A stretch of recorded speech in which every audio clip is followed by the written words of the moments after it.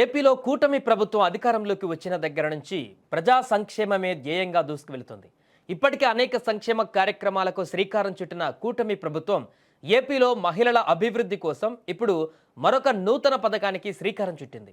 వారికి ఆర్థిక భరోసా కల్పించడానికి, స్వయం ఉపాధిని ప్రోత్సహించడానికి తక్కువ వడ్డీకి రుణాలు, సబ్సిడీ కార్యక్రమాలను అందించనుంది ప్రభుత్వం. ఇందులో భాగంగా శ్రీనిధి పథకం కింద మరో 2 నూతన పథకాలను ప్రవేశపెట్టాలని ఏపీ ప్రభుత్వం యోచిస్తోంది. ఈ పథకాల ద్వారా స్వయం సహాయక సంఘాలలోని ఒక్కో మహిళకు ₹1,00,000 నుంచి గరిష్టంగా 8 లక్షల రూపాయల వరకు ఆర్థిక సహాయం అందించడానికి ప్రణాళికలు కూడా సిద్ధం చేసింది.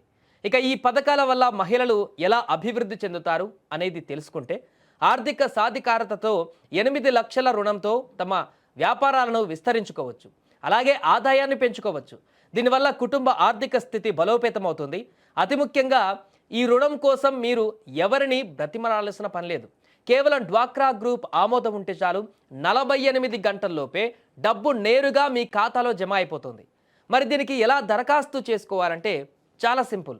మీరు చేయాల్సిందల్లా మీ డ్వాక్రా గ్రూప్ లీడర్ను సంప్రదించండి. మీ అవసరాన్ని గ్రూప్ మీటింగ్లో చెప్పండి. గ్రూప్ ఆమోదం పొందిన తర్వాత మీ యొక్క వాలంటీర్ లేదా వివో లేదా ఎస్ఎల్ఎఫ్ సిబ్బంది ద్వారా ఆన్లైన్లో దరఖాస్తు పూర్తవుతుంది. మీ గ్రూప్ యొక్క గ్రేడింగ్ ఆధారంగా రుణ పరిమితి మారుతుందని కూడా గుర్తుంచుకోండి. అలాగే శ్రీనిధి సురక్ష యోజన ద్వారా రుణగ్రహీత మరణిస్తే అప్పు రద్దవుతుంది. ఇది ఆ కుటుంబానికి ఒక పెద్ద రిలీఫ్ అన్నమాట. ఇక డ్వాక్రా మహిళలారా, ఈ అవకాశాన్ని వినియోగించుకోండి. మీ పిల్లల భవిష్యత్తుకు, మీ కుటుంబ అభివృద్ధికి ఈ పథకాలు ఒక వరం.